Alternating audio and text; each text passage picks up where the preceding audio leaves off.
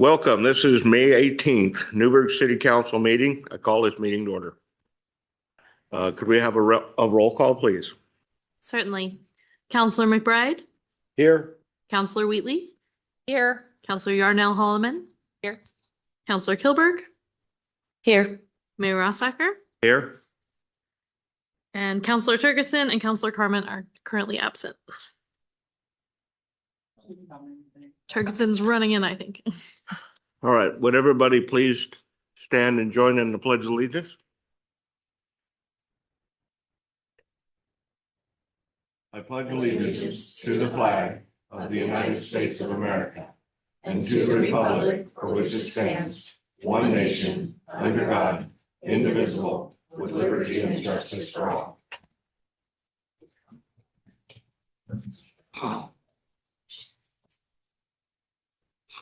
Hi, Jerry. Welcome. Well, Honorable City Manager, last meeting, you challenged me when I said that this was one of our most favorite parts of the meeting. So I talked to a couple of my friends and I asked them, what is their favorite part of the meeting? And they said, any place where I shut up and the Scottish guy talks. So here's our chance for the City Manager Statistical Report. Thank you, Honourable Mayor and Councillors. I'm sure that your friend obviously didn't really say that, but we'll roll with it.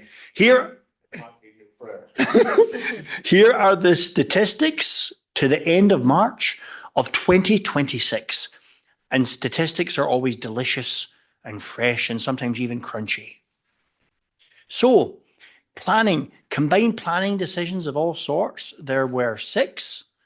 And recently we're at the Cleana open house and ribbon cutting, so we can see there's some housing coming in there right now. We have permits for housing units for that month was at 3 units, and other types of permits was at 55, and that could be anything from a deck inspection to, well, anything at all really. Building inspections, 176. And we had submissions through the website. 25 things came in through the website and then were answered with extreme dispatch. We had social media engagement, 19,491. One of our things that has just continued to grow year on year. Public records requests, 5, a fair bit, but far away from the heady days of 2025 when Rachel's head nearly exploded when we had look at that, it was 18 one month. Crikey. And then finance, 2.87 million of payments to accounts payable and 1.24 in payroll expenses. And we had some really big checks.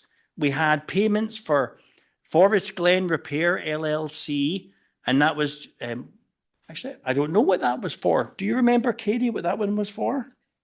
Okay, well, she's looking it up. We had Concrete Solutions, 131,209, and that was for a basket of different jobs, including the invoicing that came through for the library ramp work. And Cedar Mill Construction Company, a really big one, 313,000, and that was part of the payments for covering the water basins, which are now 100% complete. And by speaking with these pauses and this form of diction, we've created sufficient gap for Katie to have identified what the Forest Glen was. It was a wheeled loader. It was a wheeled loader, a machine like a Tonka truck. And the kids will be really enjoying that at Public Works Day. They'll be climbing on it, honking the horn. And this all just goes to show you that you can, yes. How much was it? It was 118,576 and no cents. Okay, kashunk. HR had recruitments advertised 7, hires 1, separations 4, and claims of all sorts was 7. Notably amongst that basket of activity, we've been looking for dispatchers. Sadly, we've been looking for IT staff, and you may recall what happened there from the last time when that young bloke passed away. So we've been looking for IT staff. And we have also been seeking an HR manager, and we're now down to, I believe, a final batch of 6 or 7 candidates. IT resolved 349 service tickets for the city. And in addition, they were woken up in the middle of the night twice and had to rush in and fix something. Library activity was a stonking, I don't believe I've said stonking before, that's a new one. It was a stonking 8,657 on the door and 35,546 checkout events. Can you believe a number like that? People say that libraries are going by the by. Clearly, they've not been following these statistics year over year. Public safety, 2,358 calls for service to make this community the 5th safest in the state. And the chief really had the police out there doing good jobs stopping 935 naughty people who were speeding, driving erratically, or in other ways deserving of being stopped. And as a result of those sorts of activities, 699 naughty people got citations or warnings for said naughty behaviour. And unfortunately, 8 were drunks. So there we go. Don't drink and drive. And dispatch had 610 911 calls of a more serious nature, and 2,658 of non-emergency calls. And folks drank 49.8 million gallons of delicious, fresh, potable water, arguably the finest potable water available in the state of Oregon. Lawns did. Or perhaps the lawns did. But if the lawns enjoyed it, then the rich nutrients of that water fueled all of the vegetables that people then could enjoy afterwards. And we got rid of 160 million gallons of the other stuff. And 1,330 work orders were completed. And each work order could be any kind of activity, from a hydrant check to a pipe repair. And that is the total events of a smashing March 2026. Any questions, folks? All right, I want to go back to the equipment repair. That's an equipment repair company. Did we have to spend that much to fix that wheel loader we just bought? So I misspoke. Katie corrected me. It was actually the purchase of a loader. It was not a repair. Yes.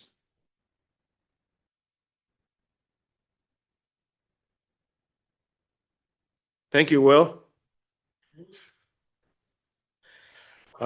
Next is public comments on our agenda. Becky, would you like to speak now or wait till we introduce that item? Okay. All right. So I'm going to close public comments. Those of you who are here, you will have your opportunity when we introduce that item for discussion. Our first presentation is going to be from Waste Management. Welcome. Again, seems like we do this every year.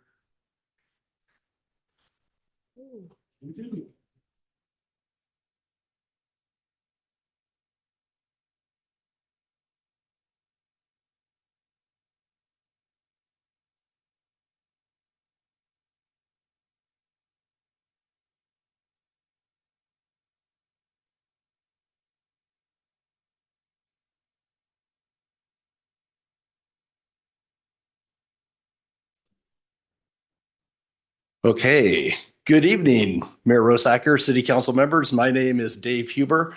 I am Waste Management's Senior Public Sector Manager for our area here in Oregon. So thanks for having us this evening. Tonight, I have my colleagues and I'll let them introduce themselves. I'm Jason Willie, District Manager of Newberg Operations. And I'm Meg Gallagher, Pricing Analyst for the Pacific Northwest. Okay, so we are here to give our annual report this evening. And if we could move to the next slide. Oh, That's me. I get, Nope, just kidding. down there. I did that last year too, I'm pretty sure. No. There we go. Thank you, Meg. So tonight we're going to review our collection services, what we do here in the city of Newberg. We'll talk about some site improvements that were taking place at the transfer station facility. We will go over our annual rate review report for 2025 and what that looks like here as we move forward into 2026. We also provided some rate comparisons for you to compare what our rates are here in the city of Newberg with other cities and jurisdictions. We'll touch on our benefits and our partnerships that we have here with you in the city, and then we'll open it up to any questions that you may have. Next slide. Okay, so we've been a community partner here since 2010, March of 2010. Waste Management started offering services here in the city of Newberg. We have listened to the city. I think it was here this past year, 2 years, where it would be very beneficial to have a customer service representative at our site. And since then, we have done that. We have somebody there located at the site and available to take walk-in customers, answer questions, take care of customers' bills. And that is available Monday through Friday, 12 to 5 p.m.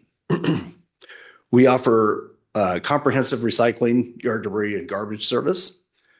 And I'm going to try to say this with as much conviction as Will Worthy. We have 6,731 awesome customers here in the city of Newberg. I don't think I did it as well as he did, but I'm trying. Weekly trash service, bi-weekly recycling and yard debris service. We also offer subscription glass service. That is an extra. So if you want that, you can subscribe to it. And right now we currently have 50% participation rate here in the city of Newberg, which is for a subscription service, that's very high. We have 555 commercial customers that are on weekly trash and recycling. And we also offer industrial drop box services to the city. And that ranges anything from wet waste, MSW, construction, demolition, recycling. And then, of course, during the fall, we have the grape skins and grape stems that we pick up for the wineries. This past year, Waste Management acquired Stericycle, which was acquired by Waste Management. So we are now offering medical waste services to the city of Newberg as well. Okay, next slide. Thank you, Meg. So Jason's going to speak to some exciting site improvements that we have coming at the transfer station. Good evening. Currently, we have 2 inbound lanes at the transfer station, which gets quite congested. We're currently in the permitting process and the bidding process to add 4 lanes coming into the transfer station, as we own the piece of property between where we sit now and Cal Portland. So it's about I think it's 62 feet across there for an entranceway, which goes into a 7-acre lot behind it. So we're going to add 4 inbound lanes and an outbound lane, which will get traffic off of Winooski and hopefully keep traffic flowing a little better, which will also make it safer for our employees, as we won't have the public driving through our truck yard any longer. We'll have a dedicated outbound lane, which is currently an inbound lane now. We will be extending our summer hours starting Memorial Day from 7 a.m. to 5 p.m. to help get some of the contractors through it a little bit quicker and out of the line of the general public. That's it. Yeah. Thanks, Jason. That's really going to help the facility and the site with the traffic pattern down there. And that's something that we've been working on for quite a while, but it's just taken some time with the permitting. So So with that, I'm going to let Meg dive into the annual report review and go over the projected costs for 2026. Thank you. So last time we were here before the city, we did receive an 8.6% rate adjustment, which was effective July 1 of 2025. So we do have 6 months of that rate increase reflected in our results for the prior year. You can see that we brought in about just under $5.9 million of revenue. But along with that, we also saw some increased costs in our direct costs, which were slightly offset by some savings in our indirect costs, especially in our corporate overhead line item. We were able to get some savings there and in some other areas. For 2026, we're obviously going to have the second half of last year's rate adjustment hitting our numbers for January through June of this year. But we're also projecting some higher operating costs looking forward. Disposal costs always going up, so that's always going to be an impact. We have switched our operations to be hauling out to our landfill in Arlington at Columbia Ridge. Previously, they were going down to Coffin Butte. Coffin Butte raised their disposal rates pretty significantly. So it's now more economical for us to go out to our own facility, even though it's a little bit farther away or a lot farther away. We're also projecting increases in our fuel costs, which I'm sure surprises nobody given the state of the world right now. In 2025, we did have some increased spending in our labor after we did a competitive analysis and realized that in order to keep our employees happy and keep them with WM, which we do value our long-term employees, we needed to get them up to a comparable rate to our competitors. So we saw some increased labor expenditure.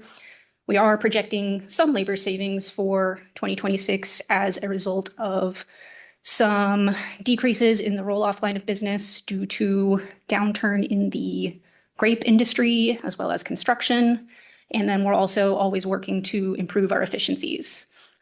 And then, of course, CPI is going up and it is affecting pretty much everything. But based on the increases that we are projecting, based on last year's results and the increases we're projecting for 2026, it's looking like we would have a 6.64% return on revenue.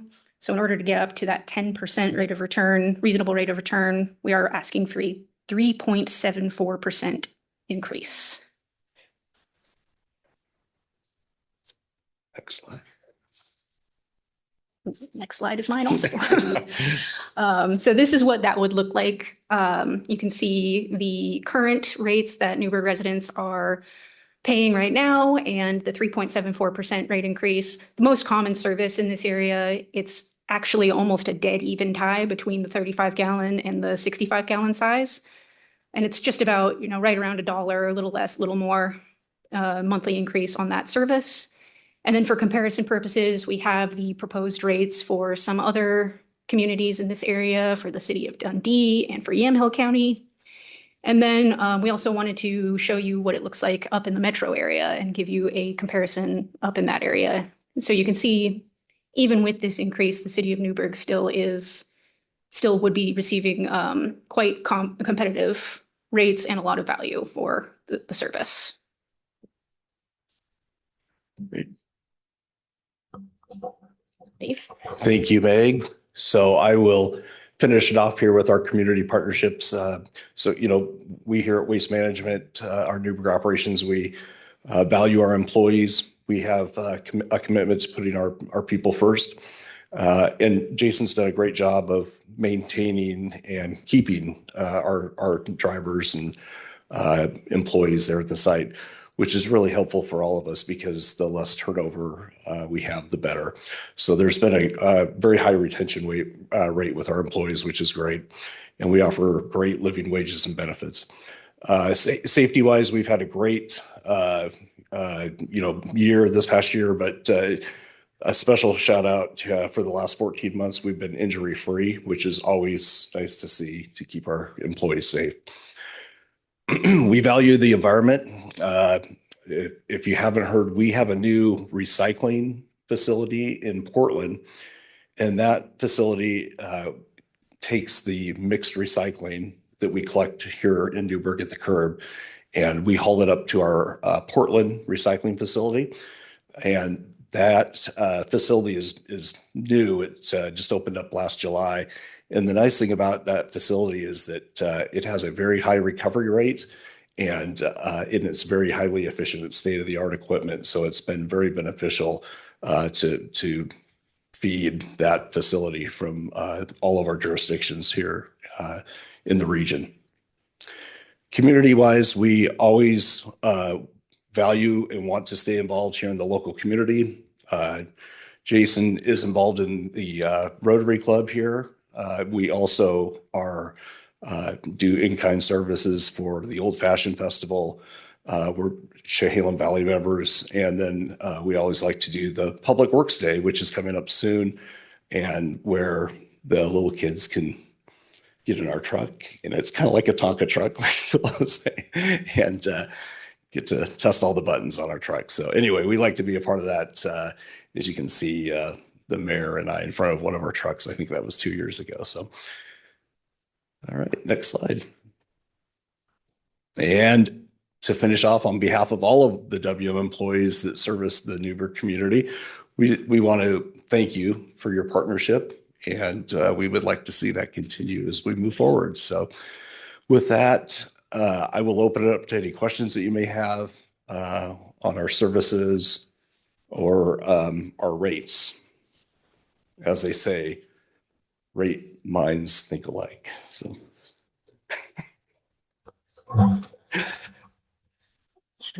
That's pretty good. Who has questions? All right, go ahead, Robin. Okay, I know we just talked a week or so ago and you mentioned you were in the process of getting a permit for the property. Okay, could you tell us a little bit about when that's going to be, or what the timeline was again? Because I think that's kind of a concern for people. Yeah, you bet. Jason can speak to that. So there's multiple permitting stages.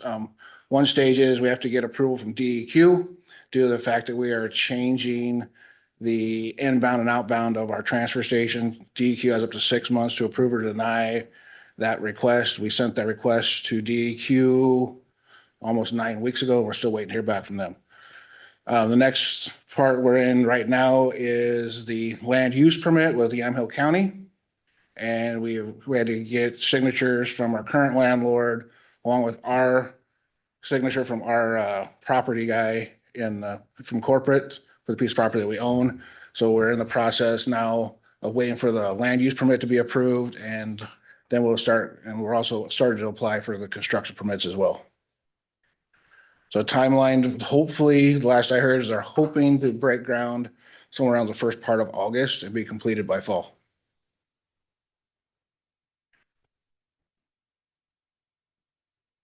Thanks for all you do. One piece of feedback, thank you so much for the local customer service support Monday through Friday.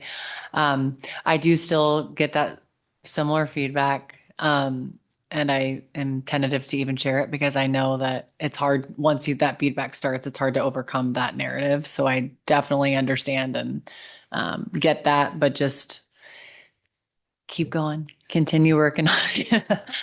And then I have curiosity just around, you said that Coffin Butte, or I guess Republic, has increased prices. And so that was the shift to Arlington.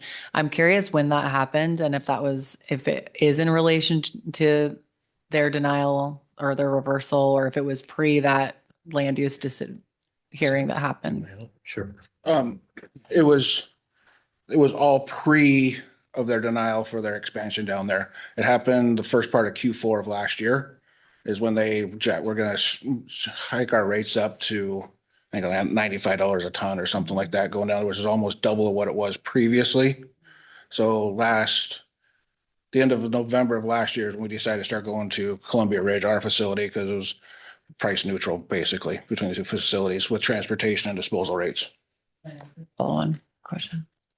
In the case that that does get reversed and they are able to, I guess it's not even an expansion, it's completion of their landfill, but would there be any circumstance that you guys would reconsider transferring to Coffin Butte if the prices dropped?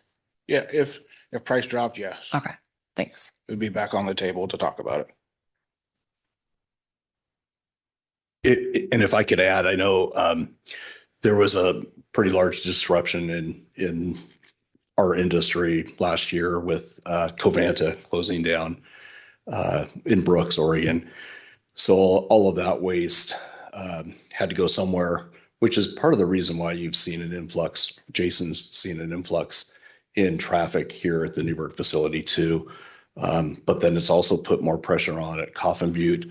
And of course, I think a lot of people know they're going through, they're trying to go in for expansion right now, but that's going through a long process. So a lot's happening right there. Is there anything that you can't accept at Arlington that they accept at Coffin Butte? Mike, specifically medical waste and like when there's a wildfire, the sludge. I'll let you speak to the medical waste. Medical waste, That doesn't. okay, currently medical waste is being shipped up to Monroe, Washington, being autoclaved in Monroe. And then I believe it is being disposed at Columbia Ridge. So actually Columbia Ridge will actually accept more stuff than what Coffin Butte will. Because we also have the chem waste facility up there as well. So it's a larger facility and accepts more materials.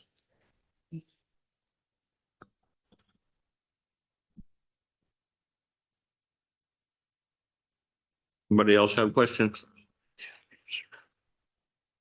Well, thank you. I guess we have an item on the agenda. Would anybody like to, yes, Mike? I just had one question. When does this contract actually come up for renewal? Is it July 1? The current franchise agreement expires, excuse me, September 30th, 2028. September 30th? Yes. I'm sorry, are you asking about the franchise agreement or the Well, rate? I mean, we have some type of agreement from the 8.6 that was applied last year. When does that agreement run out? It runs out July 1 and then or is the what's the agreement in 2028? Is that our franchise agreement to work with you guys? Is that what Correct. it is? Okay. Yeah. Okay. In that rate increase that you mentioned, Councilor McBride, is that was last year's. So that would just continue until this proposed rate increase was approved. Which, yeah, we're aiming for a July 1st implementation on the rates. So basically, I mean, we're looking at over 10% rate increase then if this 3% or 3.6 is on top of the 8.6 from last year. Well, that's like over a 10% increase in 1 year. 2 years. 2 years, but we made it effective last year. Yeah, so it's And it- 12 months and then. So it comes up to this July. Yes. And then we add another one on this July to go forward. So I mean, okay, still within 12 months or 13 months, we're looking at quite a bit of an increase for everybody. I mean, I see that when you break it down per household, it's not that much, but I know it's tough. It's tough with gas prices and stuff. I understand that.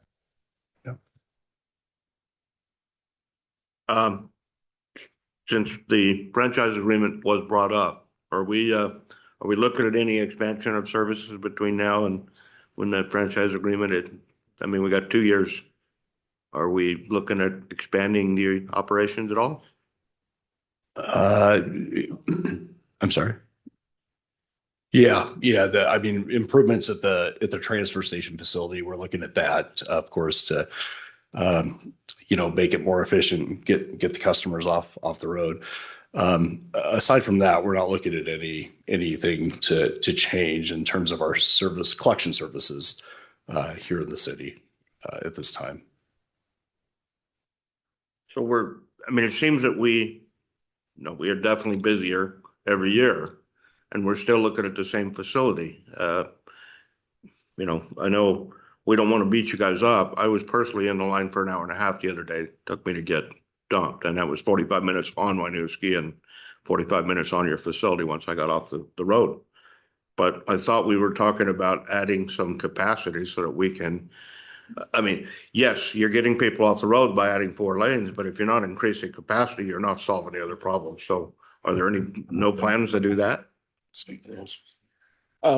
We're exploring the option of putting a compactor in to compact all the trash, which should theoretically improve how much material is up there to get people through the line quicker. The biggest bottleneck for getting people through the line quicker is just simply the public trying to dump themselves.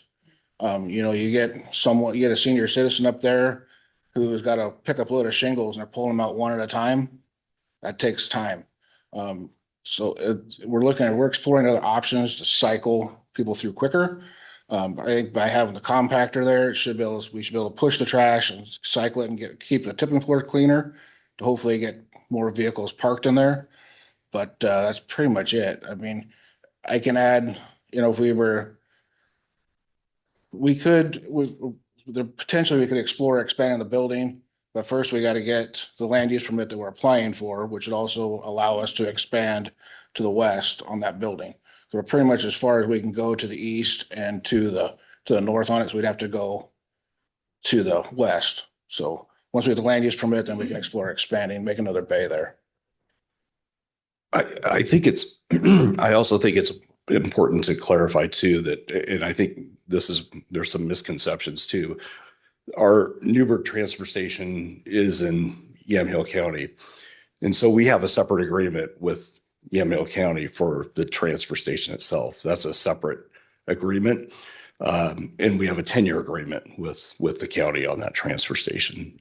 So that's, I know sometimes it's easy to kind of put those two together, like the collection of our business is, because we're co-located, but they are separate agreements, and the county does have oversight over that franchise agreement with our transfer station facility.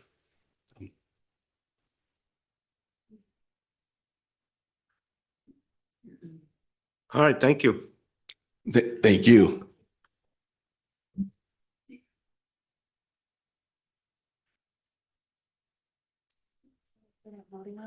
Oh, we have a public hearing.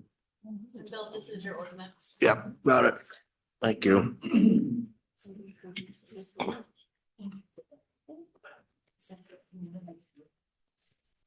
That would be the legislative script?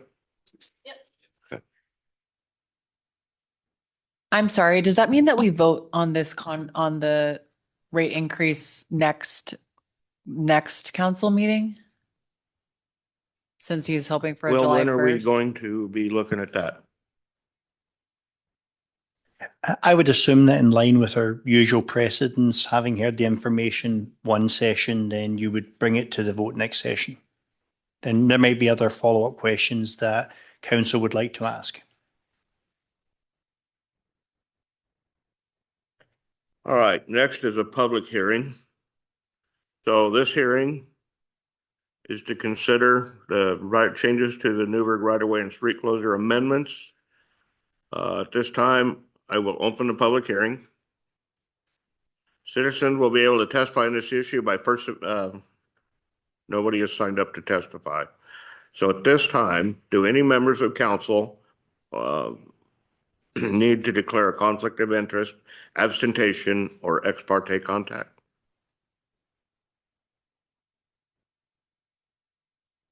Thank you. Now we'll hear a report from our staff. Thank you, Mayor. My name's Jeremiah Comey, Associate Planner for the city, and you may recall this from your last meeting on the street closure updates as part of the work session. And so just a quick recap of that as part of the Wednesday night market, just some code changes and the person that makes the decision being the police department going forward, and just some other cleanup language regarding encroachments on the right of way, including dumpsters and storage containers. So just a kind of reminder to walk you through it. So we added the order designee to the chief of police and city engineer, as that was already occurring. Added additional time for parades and street closure permits, the exceptions for the chief of police to waive that time if it's a small block party, just one street. And then we added criteria for the street closures, including not being on major collectors or arterial streets unless otherwise waived by the police chief. Added time limits for those dumpsters. And then we also made an update to comply with House Bill 2658, which limits the remodel permit to 150,000 make frontage improvements, excuse me. And then just some other cleanup language. And so staff recommends adopting ordinance 2026-2944. And there's really no changes since your work session. Thank you. So at this point, there is nobody signed up for public comments. So I'm going to close public comment. And do any of you have questions for Jeremiah?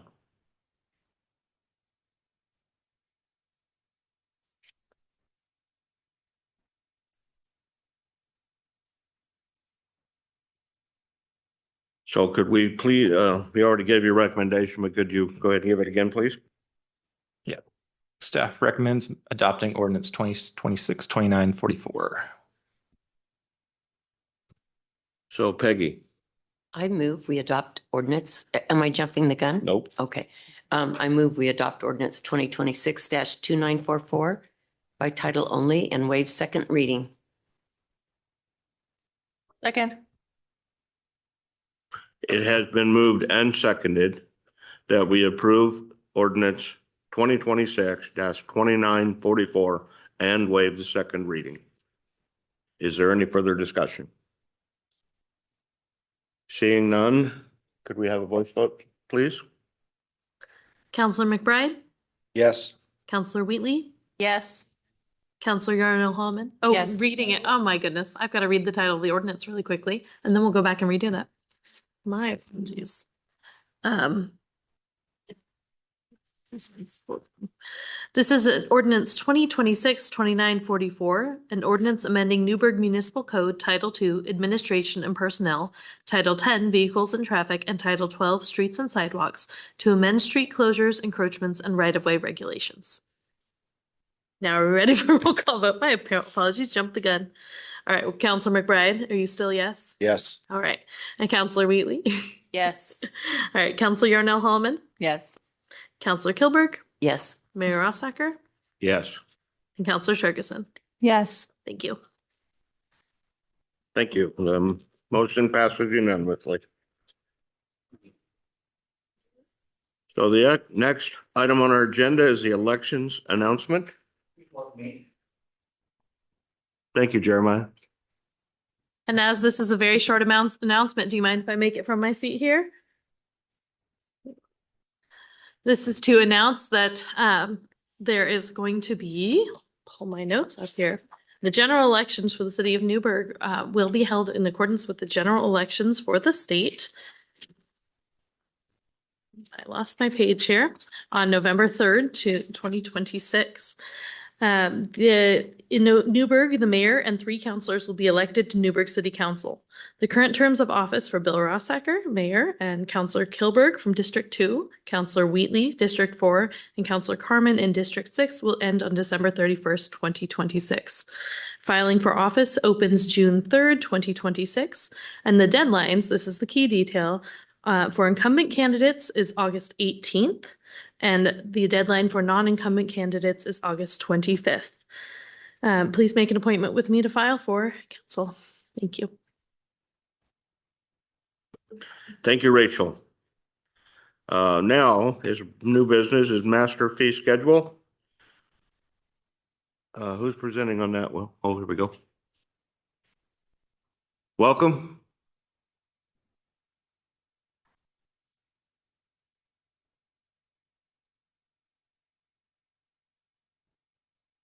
Hi, good evening, Mayor, City Council. My name is Dan Corther. I'm the accounting manager. I'll start by with a quick apology. I told my first grade daughter I'd give her a wave. She's convinced this counts as being on TV, but the things we do for our kids. Isabella. Hi, Isabella. Sorry your dad can't be home tonight. We got him busy here. I might show her the presentation to put her to sleep later. Anyhow, I'm here for the first reading of resolution 2026-4022. Resolution to update the master fee schedule, including the removal of the communication officer public safety fees, as well as updates to wastewater and transportation SDC fees, along with other annual updates. Most of you have seen me here each year. I present the annual updates, many of which are automated and some of which the department heads elect to change as time goes on to meet the changing needs of the city.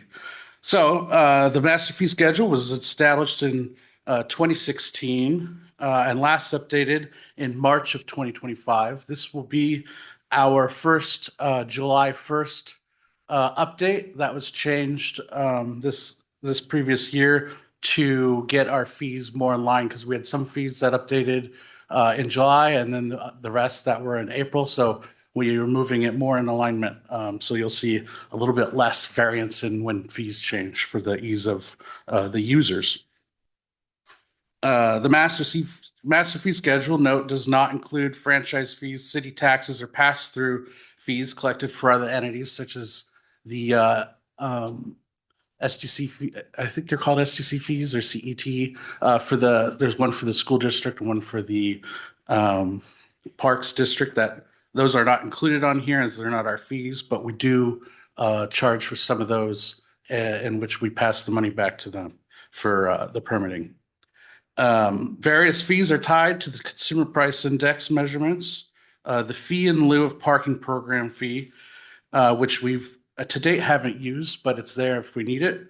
That's tied to the engineering news record construction cost index for Seattle for December of each year, which the previous 2025, December of 2025 was 4.1%, and all other rates subject to the CPI increases are attached to the CPIU, which this year was 2.7%, which is a little bit lower than we've seen in recent years, which is good. And those are attributed just to general inflationary calculations. The highlights, the city recorder has no fee changes. Finance, within the finance section, we have the public safety fee and the communication officer public safety fees. The communication officer one is being removed starting July 1st, and then the regular public safety fee officer fee is still going to remain. The library has no changes this year. The permit center, which also usually has the most, takes up the most of the fee schedule. We have the various fees that are attached to the indexes all increased.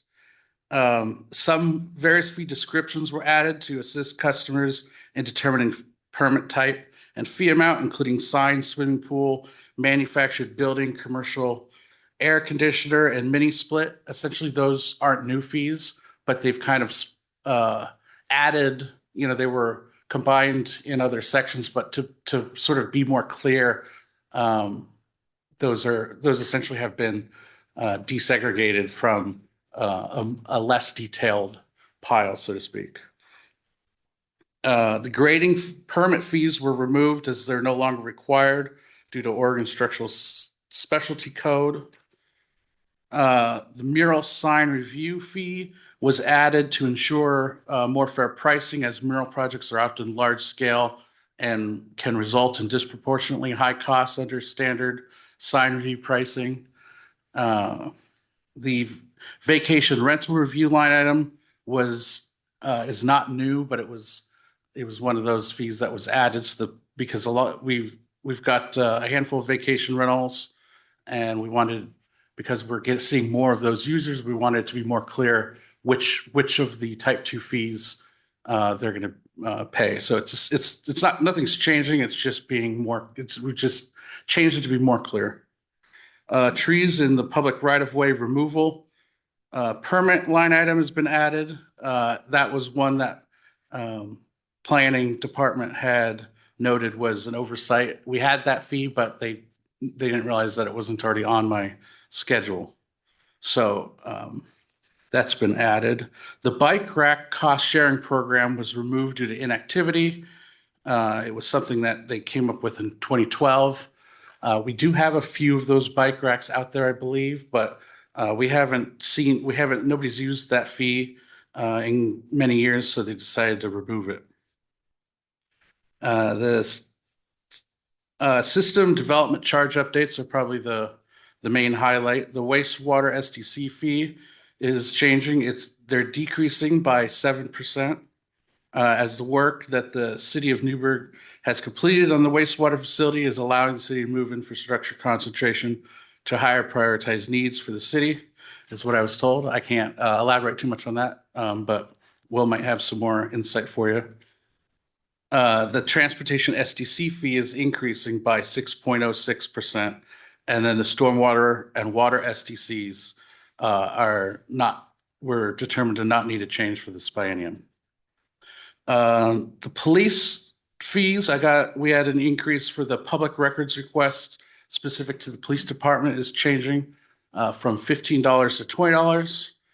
The police department had gone through an analysis after not having increased the fee for a long time to see what everyone else is doing and determine that a $5 increase would sufficiently keep up with the rising increase in the time and resources it takes to just produce those, and it still leaves us right in the middle range of what the typical police public record fees land. So I think their report said usually between $15 to $25 is what they were seeing. So we've landed right in the middle with $20. And then there were no changes to public works fees. The fees are necessary to help the city provide services and recover resources used. Most of them are designed to essentially cover the cost of the employees that need to do that work. And the staff recommendation is going to be, as this is just the first reading, I'll be back next week for the official public hearing for this, but just going to be to adopt resolution 2026-4022 to update our city fees accordingly. All right, does anybody have a question? Will, you have a comment to make? Yes, my comment is that we rock. As cities across this state are adding new fees and hiking up rates, we promised the residents, led by this exceptional council, 2 years ago that we would get that debt paid off early and remove the communication fee. We also promised we would try to not take the 3% property tax increase that we can this year. And by building a new system development charge model, sometimes if we complete projects, the percentage goes down instead of up. And there is no other city in this great state of Oregon that operates this way, to my knowledge.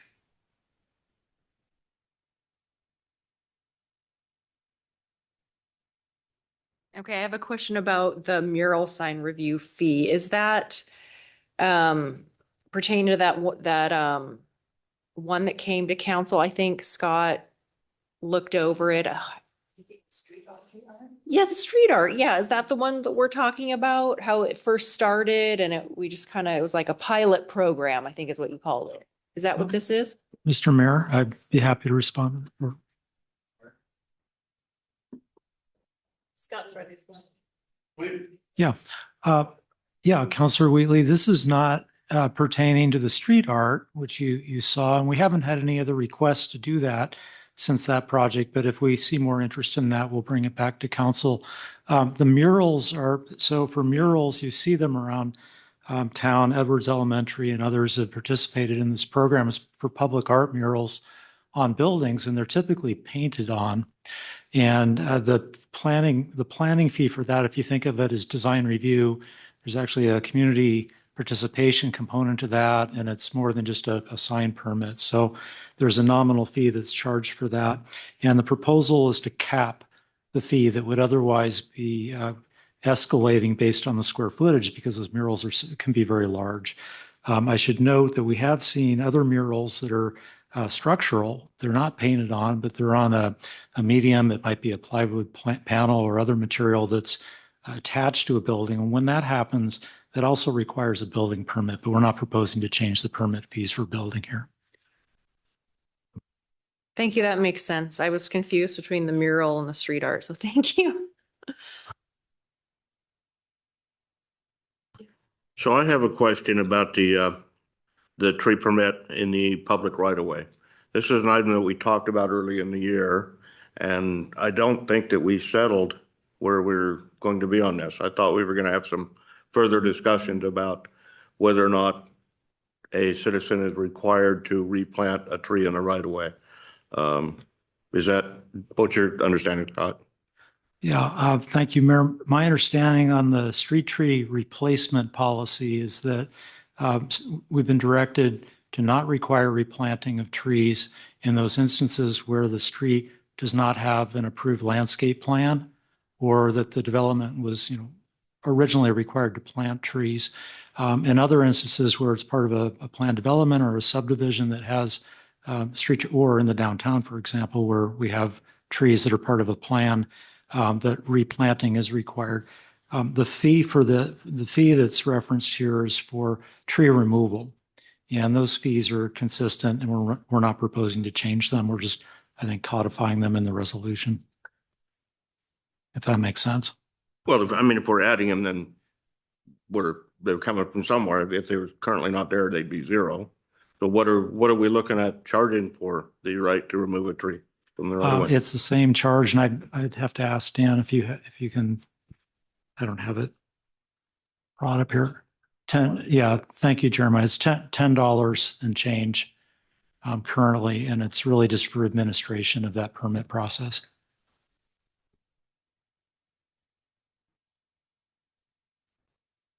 Are there any more questions? Yes, Peggy. Just for clarification, Scott, I think I heard you say the city's been charging it. It just hasn't been in the code yet. Is that right? That's right. And I believe it might be in the code, but not in the master fee resolution, which is where it really belongs. Yep.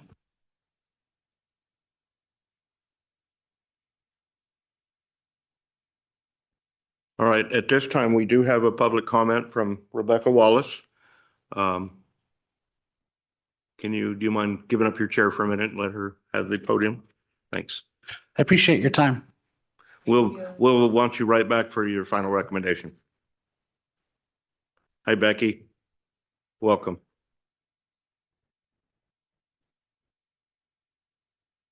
Good evening, Mayor and Councils. The transition from the old website to the new website, the web drawer is still really awful to use and difficult for research purposes. So that kind of leads into how what I'm going to speak about is even more difficult.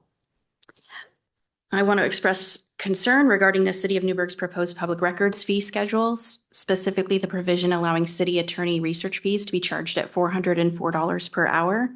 Public records law exists to promote transparency and public trust, not to create financial barriers that discourage residents, journalists, and taxpayers from seeking information about their government.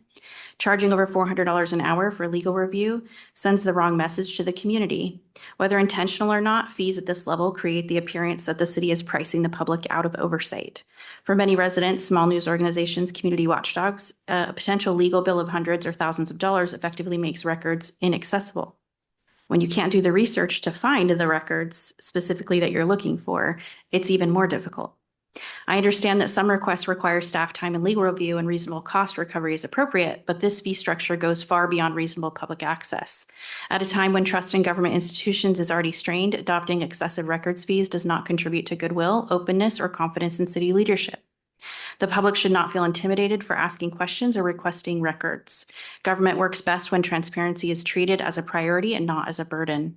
I encourage the council to reconsider the legal fee structure and even the high public record fee for the research fee. It's like 60 some dollars. It's not that way in other government agencies. So I encourage the council to reconsider the legal fee structure and the other fees associated with public records, establish clear limitations on when attorney review is truly necessary, and look for ways to reduce barriers to public access rather than increase them. And that web drawer is a massive barrier because, like, if you've never used it, I encourage all of you to go on to the city's web drawer, and I want you to think of something that happened in a city council meeting, just sometime before we switched over in 25. So look at something in 24, type that word in, and then pull up Word document for that. It's going to give you a list of documents that contain that, but the documents that are listed, they don't have a date reference to them. They don't have a reference to what kind of document that is. So you're looking through, you would have to click through 50 documents to try and find the one that you remember seeing at a council meeting in that web drawer. It's very unfriendly, and it's not transparent at all for the government. It's terrible. I wish we never did that. The new website's fantastic. It would have been amazing if we could have had everything that was on the old website transfer over to the new one because it's very user-friendly. But not being able to access history is very difficult, especially when someone wants to research things that have happened prior with gravel roads and transportation fees and all of that. So transparency builds trust and excessive fees erode it. Thank you. Don't leave just for, that's okay. Do you guys understand what she's talking about with the search engine? I mean, I can't find anything on it, but I'm not a computer guy and I don't blame that on the website. Is there an issue with our website? I think my preference would be to let Rachel respond to that. I have a lot of thoughts on this because I 100% agree with Becky on this. ORMS, the web drawer system that we use, is a state-run system that we are using. And the public-facing side of it is a nightmare to navigate. And I'm so sorry about that. If I could change it, I would. What I am working on is creating a catalog layer so you can actually find the document you're looking for. That's going to take time and energy and staff time next year, but it is on my work plan to create that. In the meantime, we do respond to those very quickly. If anyone's having trouble, we encourage them to reach out to them because on the staff side, it's a lot easier to find things, which is really irritating to me that we can't give the staff side to people, but we can't. So it is a state system, and I 100% agree it's a nightmare to navigate. Now, I will also say that the web drawer is actually expanding access from what we had. The one thing that's not on there, so all the agendas and minutes that were on our previous website, we transferred about a year's worth to the new website, but we didn't go back further than that because that would be a lot of staff time and effort. They are available in the web drawer, and we can help people access them anytime. But everything else that's in the web drawer is new that wasn't readily available for research before. So this is building permits, this is plans, this is all sorts of different records from different boards and committees that are in there. Now, it is, like I said, very difficult to navigate. And I agree, it's terrible. I do not like it. And Will hears this from me all the time. As an archivist, drives me nuts. So we're working on finding solutions to make this work better. The purpose of that system is digital preservation. The purpose of that system is make sure the record doesn't disappear, and it does do that job, but it does not make it easy to find it on the public side. So I'm hoping to make some major improvements on that. Do you want me to comment on fees or not? Okay, fees. The only reason that the $404 is charged for legals, that is actually a little less than our actual cost if we have to send something out for legal review. In the last year, I think we have only had one, maybe two things that have been sent for legal review. 90% or 95% of our public records requests do not incur any fees at all. It is a very small portion that do incur fees. Now, when a fee comes up, I try and work with someone right away to figure out if there's a way we can specify the requests more so that we don't have to charge a fee. I do everything I can not to charge a fee, but when it is going to take staff time, we charge $60 once we hit an hour. So if it's anything under an hour, I'm not going to charge. Once we've hit an hour of staff time involved in that fee, then we do charge. This is one thing that is improving with the web drawer. We are able to find records much faster. Almost everything for buildings and permits now, I can have that back to someone the same day, and it takes 5-10 minutes of staff time. It's great. So, yep.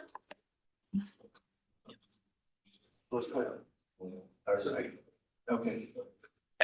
So one thing that Rachel does is want to highlight, this is extremely efficient. When a record request comes in, she will poll all the departments for a time estimate immediately. And I mean, within 5 minutes of her getting one, and they'll all respond back to her. No, I think this will take 20 minutes to find, or it'll take an hour. And then she builds the cost structure based upon that immediate response. Yeah, Mr. Mayor, thank you. I guess a couple of thoughts, since I appreciate what was raised with respect to fees. There are a couple of points on that. One, Rachel's already made, which is the practical component of the engagement of my office for fees. Your city manager runs a very tight operation fiscally. You have an excellent city recorder that handles almost all of the records requests that have come in. So my phone, quite frankly, hasn't been ringing very much with respect to records requests.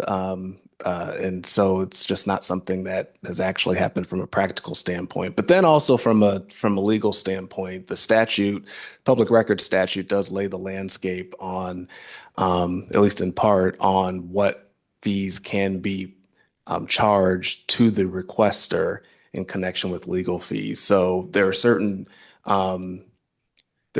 work or services that the city, just as the result of being the city, has to take on when looking at records request. If it reaches the point where it becomes a legal matter, then, deciding whether a record actually is subject to an exemption or something like that is something that the city takes the cost on of that service. And it's not something that can be passed through by statute. But there are certain tasks that can be passed on by statute, redaction and things like that are needed to protect the city. And in that instance, those fees are in line with the fees that I've seen out for other cities in the market. It's actually a little bit lower. And so it's a very rare occurrence, but as far as the rate schedule is concerned, you've already got some statutory and practical framework in place to address that piece.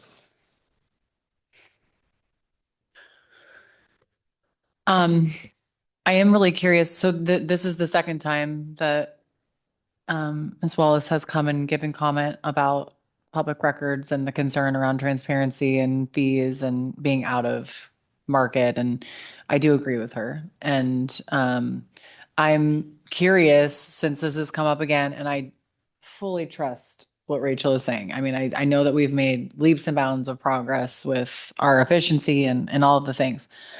That being said, and yes, I agree that the drawer is a disaster. Is it possible to do, because we are, from my experience, we are more expensive than neighboring cities or CPRD or the county, for example. Yamhill County is a lot less than the city of Newberg.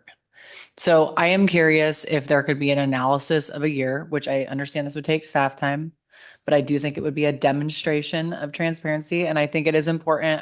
I think that public information should be public information and there shouldn't be a fee if the city can do that. I also know that in Oregon, ironically, Oregon is like it's in the bottom 10 or something for open source documents in the country. And so I don't have a ton of faith in the state system and would love if there's the ability to, I don't know if it's outside of statute or not, but to explore some sort of skin or whatever that we could tap into to support that system that is terrible. But I would be really interested if the council would support some sort of an analysis of the last year of all of the public records that have taken place, what the amount of time was, what the total revenue we gained from public records requests was, and what the real deficit would be if we carried the cost of public records requests. If we really are only having 1, 2 of, that require legal review, my opinion would be 1 or 2. I don't think we should have a fee for that. I think that we could absorb that cost.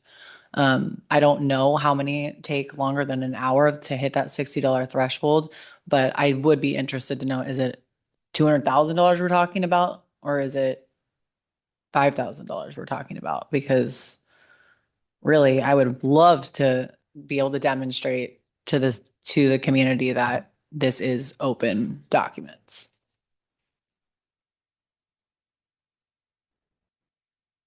So there are a couple of other components to this. First of all, Rachel is committed to trying to find a way to add an extra layer to the ORMS system so we can have proper metadata to make search better.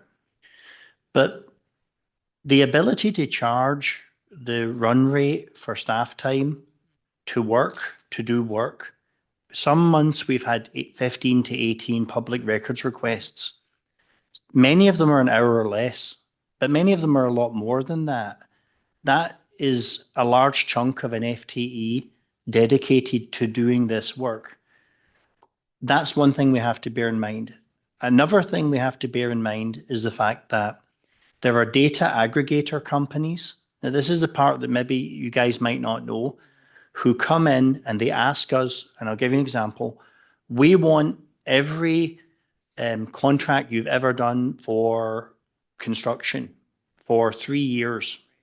And they want to get all of that data from us, which they then sell commercially. We get those every few months. And so our response to that is, well, that's a massive amount of time. And to package it even, it's finance time, it's city recorder time, it's multi-department. And so if we can't charge the aggregators the run rate, then we would be in a really bad place. Sometimes we get commercial ones where they want other people's documents and we have to ask the attorney for, is this leave us in jeopardy if we don't do redaction on a commercial bid? With that said, doing an analysis of what ratio fall into the free versus the cost, we can definitely do that. I'm also pledging, because Rachel already wants it, to work on this, is to add this extra layer. But it's important not to throw the baby out with the bathwater. Thank you. I always love data. So I would love to know that information. One of the things that I was curious about, because I similarly recall Ms. Wallace bringing this up at a prior meeting. So I saw that $404 fee and was like, oh, that potentially could be a big barrier. So I looked at a couple of our neighboring cities, and I don't know if this would be possible, but one of our neighboring city has an option where an individual could request a fee waiver or a reduction if the information is thought to be in general interest or service to the public, which might allow, there would be some subjectivity, but could allow that space of, this is a commercial aggregator who just wants all of our information, that all of it needs to go by our amazing attorney, versus this is an individual in our community who is trying to serve the larger community from a public interest standpoint for meaningful distribution of information. And so would there be, clearly there's going to be some subjectivity there, but maybe another way to consider a possibility for our local individuals. So that is actually covered under public records law, and it is something that we offer. It is on the person requesting to prove that it's in the public interest to release these documents. And they would need to have a realistic reason. Now, if it's a smaller amount, we generally do not waive that fee. If it was in the thousands, but obviously public interest, we need to get this out there, then we would consider that. But it is on the requester to prove that it is actually public interest and why, and how they're going to, they actually have to, there's something in the statute saying they have to have a way of actually getting it out to the public too. So, do you have more on that, James?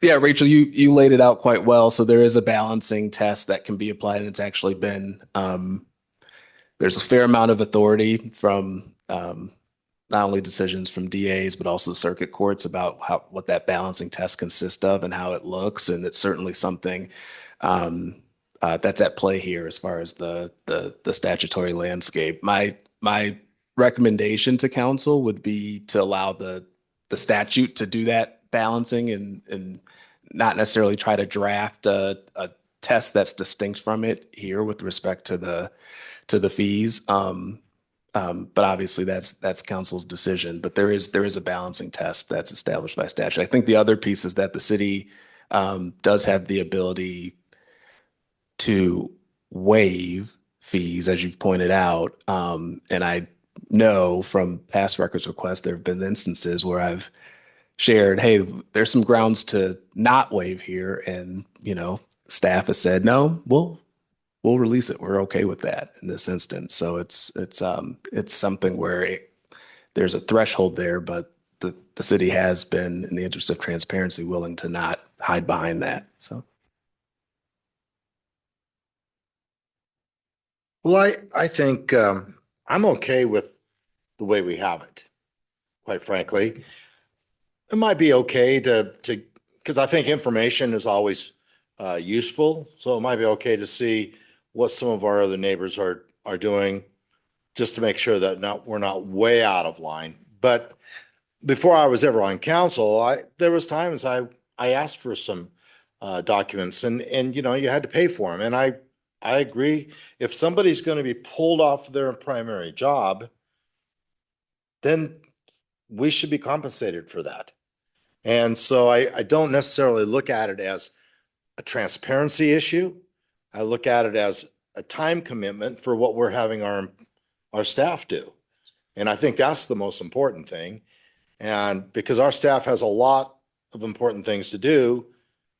And so if they've got to be pulled off to go chasing down something, we should be compensated for that. So I don't have a big issue with this, and I'm kind of okay if we have it the way we've got it now.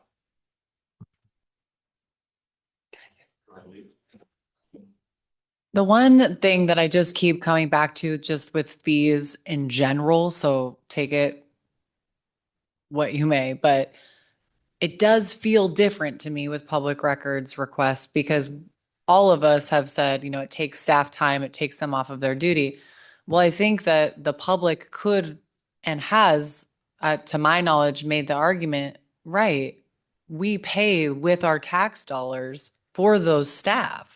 It's our job to fund staff at the level that we feel is appropriate for what the community is asking for. And it's Will's job to divide the duties of the staff to reflect that. So theoretically, public records request is part of someone's job description. I understand that they're pulled in 20 different directions and that we run a really lean staff, which we're all really proud of. And also it may be something for us to consider.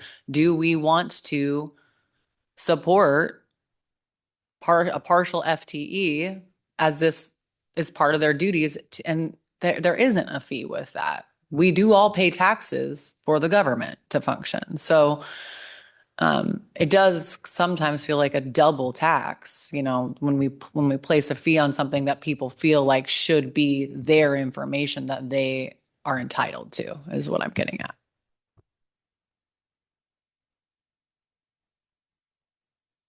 So your recommendation from staff? Well, as a reminder of this being the first reading, and I'll be back in 2 weeks where I'll probably owe my other kid a hello. But the recommendation is, well, next meeting will be to approve the resolution to update the master fee schedule, which includes the removal of the communication officer, public safety fees, as well as the updates to the wastewater and transportation SDC fees. I'm sorry, I forgot this was the first meeting. You could have left a while ago. Yeah, I'll see you again. Sorry, Isabella. Thank you. Yes, Will. If it's okay though, Mr. Mayor, I still would like to provide council with that analysis showing how many we don't charge anything for, how many we've referred for legal advice and so on. Go ahead. My apologies if I missed it. It was very late when I was reading the packet last night. Is that option to request an exemption listed on our website somewhere that's easy for folks, or do they have to know the law? And would that maybe be helpful that on that public records request page, that there could be a blurb that says you can request if there's a hardship or if it's in the public interest? Yeah, and the exemption is, the waiver is in the event of public interest. We don't really look at the hardship issue. It is public interest because we want to stick to the statute. It is in our public records policy, which is available on the web page, but is not right on the page where they're requesting. Something we can consider. Yeah, but I will definitely be doing that analysis for you. I already have the data, so. Oh, yeah.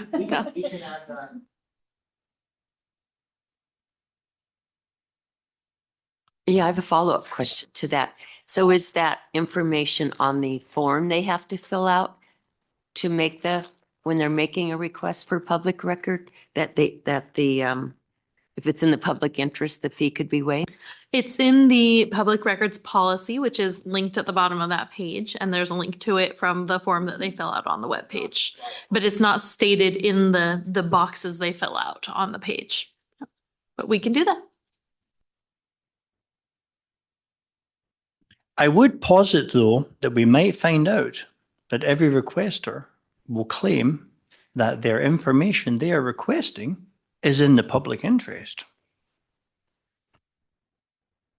And to the other issue, could you update us in, say, 4 or 5 or 6 months and let us know where we are on the search engine that's not working so well? I'll prepare a presentation on this information and a little bit about the web drawer and my plan for making it better. Yep. Thank you. Could I ask a quick point of clarification? Do I need to add a line of subtext within the master fee schedule? Is that what's being asked? Okay.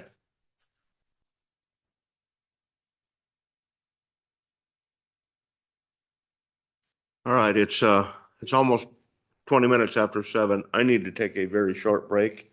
So let's take this 3 or 4 or 5 minutes. Thank you. So the last item on our agenda, and the one that I believe you're all here to talk about, is what we call the gas tax referral. Now, since I got the honor of being mentioned in the executive summary, I'd like to be the one to tee this one up. This discussion has been taking place in several forms for, well, the entire time that I've been on council, the last 4 years. And it comes in different forms. I posted on my website once, which streets we were repairing. And a kind citizen of Newberg sent me a copy of a document from 1948 that said the city was going to begin to pave some gravel streets. And she opined that, don't you think 60 or 80 years, whatever it is, has been enough time to find that money?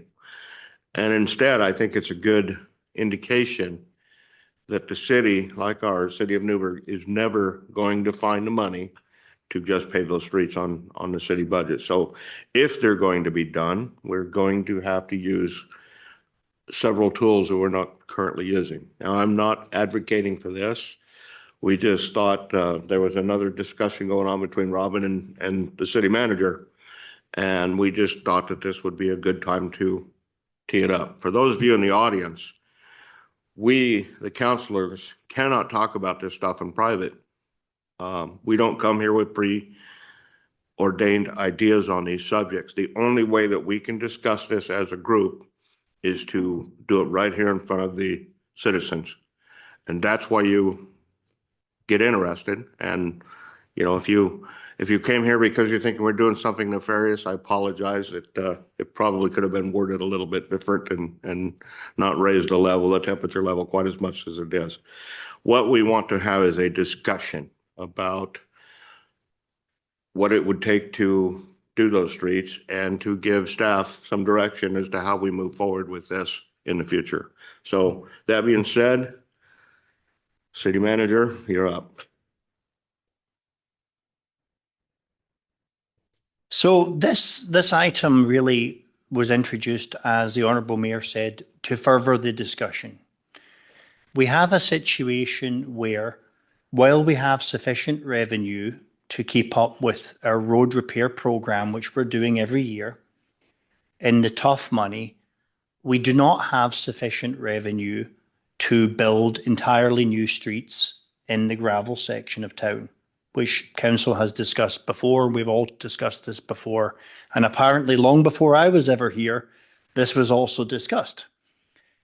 The revenue that we get from other sources, such as state pass-through revenue, is utilised to pay for public works staff and other operating costs, but it does not rise to the level of fixing the new streets, fixing new streets in the gravel area.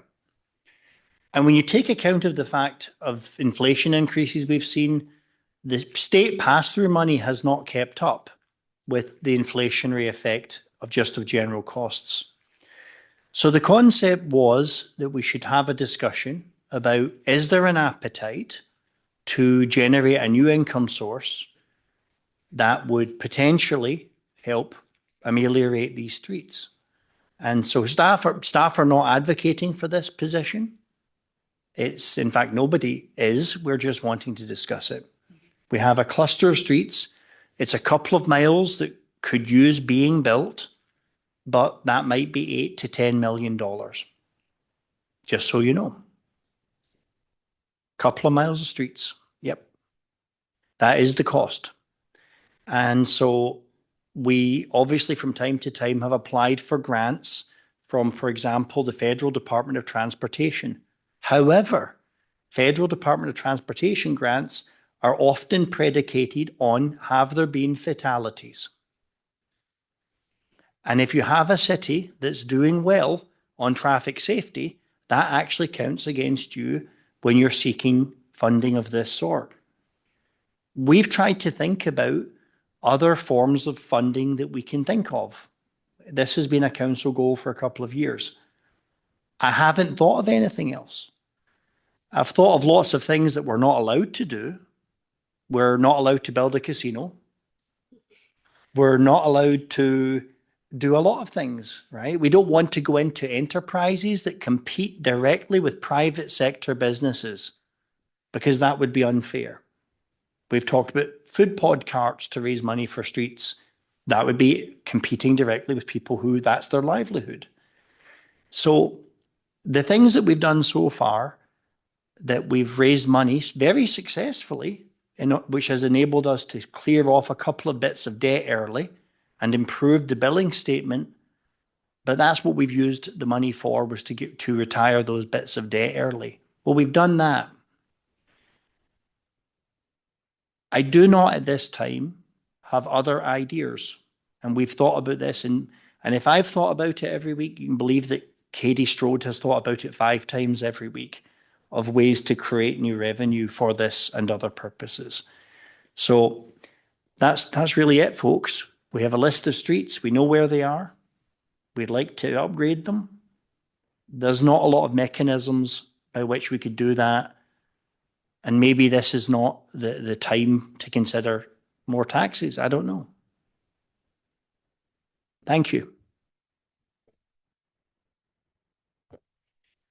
Well, I think the timing is way off on this. I wouldn't be, I wouldn't want to do something like this. I think maybe a couple of years from now, if everything's a little bit better, cheaper, with prices and oil and gas and all that kind of stuff, then I don't have a problem with putting it out before the voter and let the voter tell us what they want to do. But I think this is not a good time. I would rather have us, and I know, Will, you and the staff are doing that, but I want to just encourage you, let's continue to try and find some grants or something somewhere. Maybe we, talk more with our state and federal representatives and try and twist their arms a little bit, to get something coming. But I'm not interested in doing anything like this at this point in time.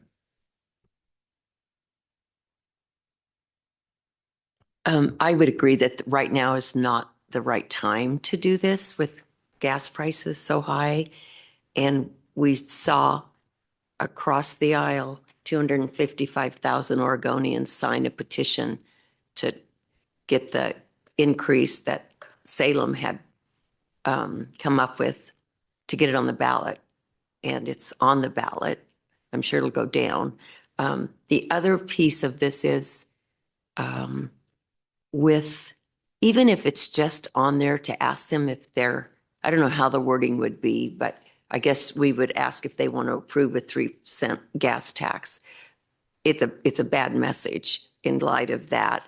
If the voters vote down the Newberg School Board districts, I can't remember if it's a levy or bond, then we know they have no appetite for more. And if they pass it, they probably won't have an appetite for any more either. So it just is a reading. I know we don't have a grant writer right now, correct? Yeah. Now, this is just something I've known from maybe 8 or 10 years ago. I think it's technically Portland. It was on a little street called Pasadena. All the houses were older and it was a narrow gravel street. The homeowners had to share the cost of that, of paving that street. So is that a city by city kind of decision, how those are handled? Actually, I'm glad you're expanding the conversation, because that's really what I was hoping we would discuss, is what methods of funding there are. What you're referring to is called a LID, Local Improvement District. And Scott, could you give us a primer on how the LID would work? Oh, okay. Thank you, Mayor. So local improvement district, it's really the focus is on local improvements, public improvements that have more of a benefit to that immediate area rather than a broader community benefit. And it's a financing tool. So it's Bancroft bonds that fund the infrastructure. They're typically at a lower rate than individual property owners would be able to obtain on their own. The costs are spread out over a number of years. There can be a mix of public funds and this financing that the property owners would be assessed. And make no mistake, it's on your property tax as an assessment. But it's a way to accomplish that at a lower rate over an more extended period of time. And the benefit is that, well, for the property owners, it should result in an improvement in the neighborhood and ultimately property values. You can fund projects that make the neighborhood safer, more attractive, and just more livable for the people who are there.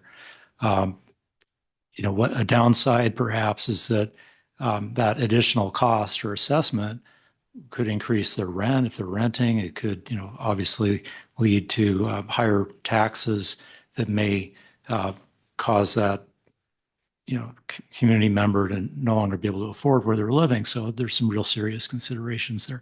So there are other pros and cons, but that's essentially what it does. Well, I know you had something. Were you going to talk about the Safe Streets grant?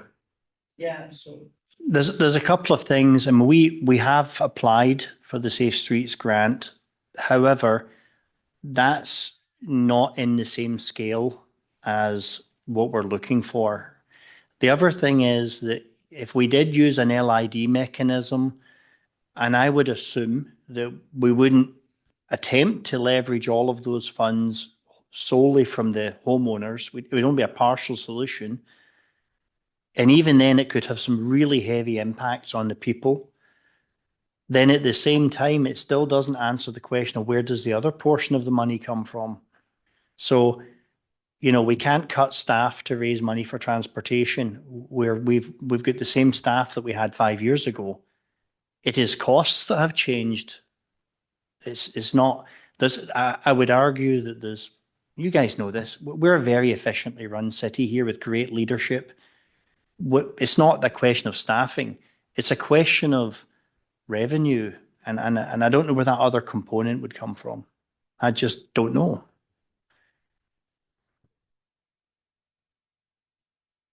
Just one final comment. Maybe, you know, in a year or two, if gas prices are down to $3 a gallon or under $3, it might be a lot more palatable to our citizens. I mean, I guess we're all selfish at heart. We're asking the entire city, all the people who gas up in Newberg, to help finance these 2 miles of paving, and they may never, you know, go on those streets. So it's benefiting a very small piece of the population and putting the burden on everybody. I don't know that we can avoid that, but I think people will look at it that way. Did you? I guess I'm really inclined to agree. I think timing is hard, particularly with there's a gas tax on the current ballot and the levy. Waste Management wants us to increase by 3%. There's all of these costs that are continuing to rise. And I don't know who all lives on these streets, but the thought of an 8 to 10 million limited improvement district also feels really terrifying for the people who live on that street and how to, not that we would give them all $10 million, but that is a huge amount of money for a very small number of people to try to absorb. And particularly if you have individuals who are on like limited income. COLA was what, maybe 2% increase this last year for individuals on disability? Like, that's not a sustainable ask for most anybody right now with current costs, let alone to burden that population. I know one thing Scott touched on that is apparent to me. Unfortunately, somewhat blighted neighborhoods are what suffices as affordable housing in Oregon these days. Housing has gotten so expensive that there's a certain segment of the population that is looking for that home that is less expensive than the other. So there is some value to that. I would also like to explain to the audience and the public that the reason this came up now is because if we are going to put a measure on a ballot, it has to be done in a primary year at a primary election. So if we don't choose to do this for next November, it's going to be another 2 years before we will have another opportunity. So that's any other time we put it on the ballot, we would have to spend money to put it on the ballot. Last time we checked, it was $60,000 to $80,000 possibly. And that's split up between whoever's in there. But anyway, that would not be fiscally prudent to go to a ballot that we had to pay for, in my opinion. So any more comments? I say this not at all knowing the rules, and I probably should know the rules. But the blighted neighborhood piece, given that these would be complete reconstruction, would there be a way to add these existing roads to a NURA project as a future when we gain more money in NURA potentially? While I sometimes play an engineer on TV, I certainly never, ever play a land use specialist on television. But I will say that I suspect that that is possible once tax increment financing has reached the right point. Scott, can you bail me out on this one, mate? Yes, I think that area, just based on the lack of pavement, would potentially meet that threshold of blight. The procedure for amending the urban renewal district and incorporating that and changing the formula and the list of projects, all of that is process that, would have to be developed and implemented. I know we've exhausted or potentially have exhausted current funds with our current project, or proposed project, but maybe looking at something like that as a creative, when we gain more funds, next step could be a way to address these needs. I really like the out of the box thinking. To put this on the urban renewal district would be a major change. So it would be a fairly big lift. But also that account doesn't have extra money on it. So all the money that we're going to collect has already in theory been spent on the projects that are actually on the list. If we were to make changes to it, then something's not going to get done that is on that list. So, and that's going to be a decision for a future council because we currently are on the project, the River Street project. So, yes, Will. This would seem like an excellent topic for future strategic planning for council. Is there an appetite for a reshuffle prior to doing all of this legislative lift to NURA to seek to add these linear miles to NURA? And I think that's something that's ripe for discussion when we next do our planning. So Will, if we, at some point in time, we do these roads, I'm assuming it takes into consideration streets and curbs and all the stuff that you would do in a new subdivision if you're putting a road in, correct? Yes, sir. And so it would include where they're required stormwater facilities, sidewalks, and all the other stuff just to make it a normal street. Is this something I wonder that, because yes, in the time I've been on council, I can remember a number of public comments around gravel roads and the frustration with it. But is it something that we could potentially pull together a group of residents that are on the roads that we're even talking about right now and ask them their opinion of, a referral to voters, and improvement district? I agree with everything that's been said. At this point in time, don't feel comfortable with another tax at all. But I am just curious if we could, like, just similar to the River Street Ad Hoc Committee, just a small group of, individuals that are interested in brainstorming different creative ideas to move that ball forward over the next few years. And for everyone online, it was not my idea.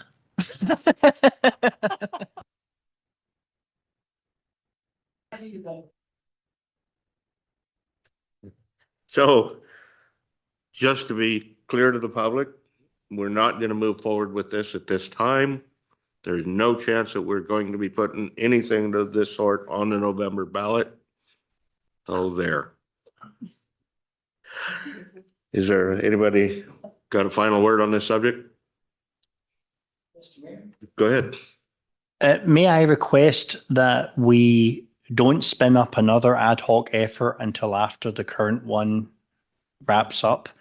And then when we know where we're positioned with River, because actually that will be very significant with respect to newer funds as well. It's almost like a precursor to know where we stand.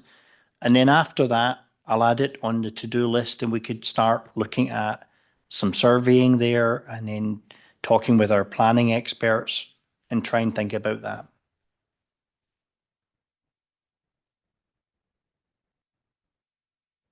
I hope you're prepared to give us a short summary on the ad hoc committee, River Street.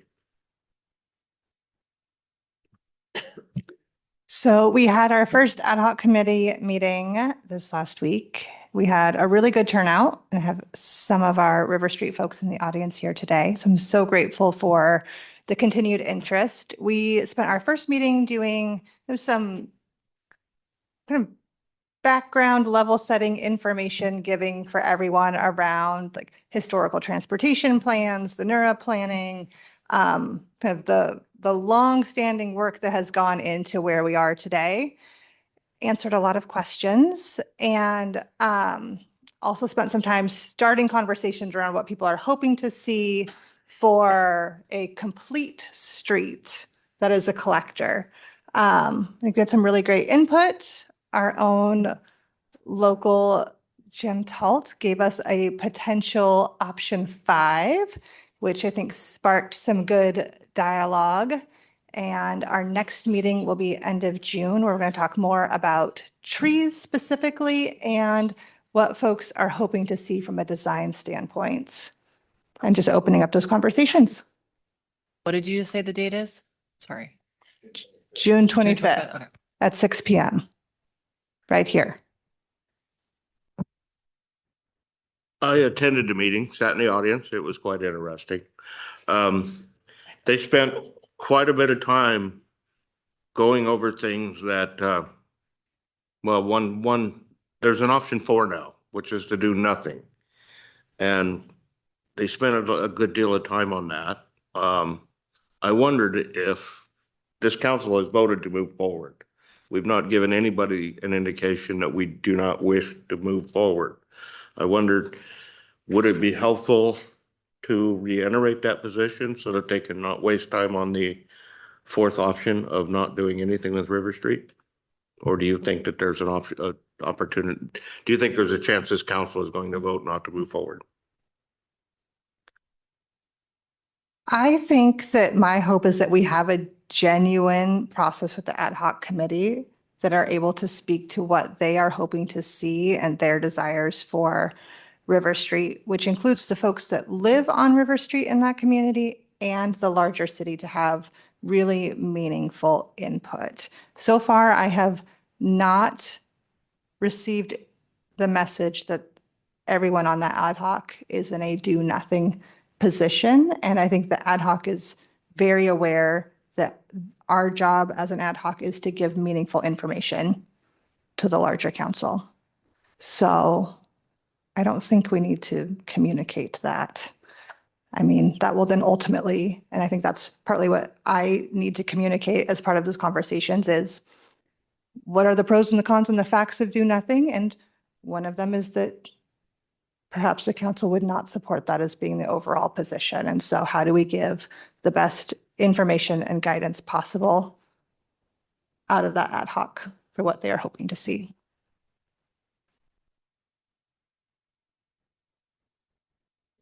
Thank you. It's 2 months before your meeting again. May, End of June. end of June, okay. Is it?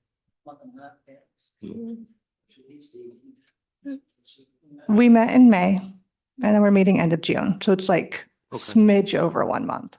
All right, awesome. So May All right, well, 11th. gosh, we went off long today, but, did Robert come back in? Thank you.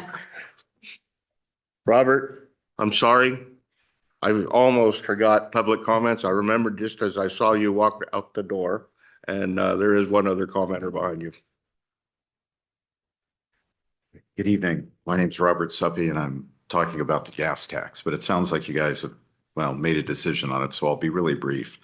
My 2 points about it were, number one, that as was mentioned, I'm not a fan of using SDCs paid for by developers and taxes on the citizens in general to pay for a very limited group of properties. The tradition in Newberg has been when a property gets developed or the road gets improved, the adjacent property owners pay for it. That's in a way baked into the value of your house. And to me, to give those folks the benefit is really not fair. And you mentioned the LID process. Wasn't all that long ago. I believe it was West North Street, immediately west of Main Street. They did exactly that. I could be wrong about North Street. It was one of those. They came to the city, said, we want our road paved. City set up an LID, they paid for it, it's done. That's the tradition.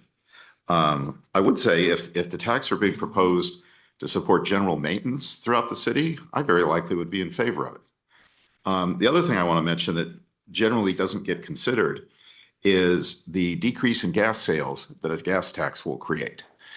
You know, it's been dismissed before when I brought it up that, oh, 1 or 2 or 3 cents won't make a difference. I suggest you talk to anybody that understands economics, and they'll tell you that yes, this is something people have choices to buy gas elsewhere, and even a slight increase will have some impact. So you also have to consider property or gas station owners losing revenue. Anyway, but it sounds like you covered that. I did want to mention the word blight got brought up. And I think it's important for this council to know that from Sheridan Street, and it includes the cultural center heading south, most of this end of town has officially been declared blighted by the city council. So just think about that with the other one. If I may, I want to go back to the hearing that was before this and make a couple of comments about the city website. It's a very rare occurrence tonight that Ms. Wallace and I agree. She's absolutely right that the current site is very difficult to find information. Fortunately, and staff has always been wonderful when I've asked for things. The problem is I can't always ask for a specific thing. It's like, well, can you tell me the council meeting where such and such was discussed? I do not expect staff to go looking through council meetings to find when that was. But if I can browse through them, I'll find it. I should be the one spending that time. What has been useful to me is somewhere along the line, someone in staff gave me a link to the old site. I don't know if it's still up, but it was a little while ago. I think if it's still up, it should be maintained. I mean, as in left there, and there should be a link on the new site saying, hey, if you want to go look at the old one, here it is. And I found a lot of information there that I have found more than difficult to get to from the new site. So I think that's a patch, but it's sure been handy for me. So anyway, I think that was it. Thank you. Thank you, Robert. And again, I apologize for forgetting. Next is Becky Wallace.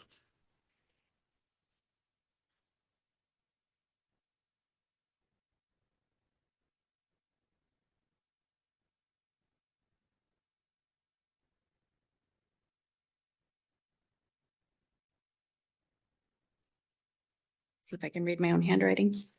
Good evening again. I understand the desire to improve infrastructure and pave roads that have remained gravel for decades and decades. Those are legitimate community goals, and I do not believe anyone opposes maintaining and improving our roads. But right now is simply not the right time to ask the people of Newberg for yet another tax. Across Oregon, voters from every political background are pushing back against increasing fuel taxes and transportation costs. There's growing frustration statewide over the financial pressure being placed on working families, commuters, seniors, and small businesses. In that climate, referring a new 3-cent local gas tax to the November ballot feels disconnected from what residents are actually experiencing financially. Whether the argument is that Highway 99 traffic will help pay part of it really misses the larger point. Local residents still bear the burden. Newberg families still pay more every week at the pump. Local businesses still absorb increased operational costs, and every additional tax, even one presented as a small tax, compounds with all the others that people are already struggling under. Municipal services bill, residents are facing rising grocery prices, utility bills, Northwest Natural electricity went up several times, housing costs, insurance costs, and property taxes, and those go up 3% every year. At some point, government has to recognize that people are reaching their limit. This also becomes an issue of public trust and priorities. Before asking taxpayers for additional money, residents want to know that existing transportation dollars are being managed effectively, which our city does a fantastic job with managing their budget, and that every possible efficiency has been explored first, such as the possible grants available for paving if they're out there. Maybe there'll be something new in the next fiscal year. I believe the community would be far more receptive to conversations about long-term infrastructure improvements during a stronger economic climate and after demonstrating careful stewardship of existing resources. Paving roads may be a worthwhile goal, but right now, adding another tax at the pump sends the wrong message to a community already experiencing tax fatigue, fee fatigue, And I encourage all council and the mayor to simply choose not to discuss it today and to vote no. That was before I realized you do public comment after you discuss everything, which is kind of backwards to me, but thank you very much. Thank you, Becky. And I believe that Ken and Katie Baldwin left an hour and a half ago. Is that correct? I think that I thought I saw them sign up. All right. So last but not least, Britta Mansfield. Welcome, Britta. Welcome. Good evening, Mayor and Council. Thanks for listening. Thanks for that discussion. I'm not going to tell you anything new here. I appreciate your comments, not deciding to move this to the voters right now. I think my biggest concerns here are with timing and with transparency. Again, not anything new. Taxes are really tough right now. But this isn't you. I mean, I know you've all heard comments from constituents about this. I've heard that Will has fielded a lot of comments about this. But this is a pretty data-driven city, and I love that. It'd be great to know more data besides just the word many comments. How many comments, how many people are concerned about these gravel roads? What percentage of the population is going to be impacted and going to have to pay for this? I'd love more data behind this before a decision is made. This is also the first time I've publicly seen this discussed at a council meeting. And to me, it's unfortunate that the first time this is discussed is also with the suggestion of a new tax. This has proven to be a fairly this council is happy to reduce fees, and I appreciate that.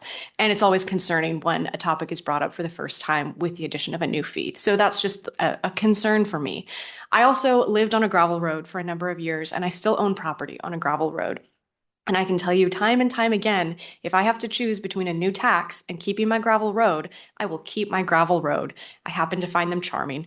I am one voice. I know there are many other residents, but I would just love to encourage this council to do outreach. You've proven that you're great at doing outreach. You've done some really good outreach with the River Street project, and I'm excited to see that continue. I think that same level of outreach can be done with the residents and homeowners of houses, duplexes, whatever they may be on these gravel roads, because we have opinions and we'd be happy to share them. So just would encourage you to do significant outreach before suggesting additional fees on the community.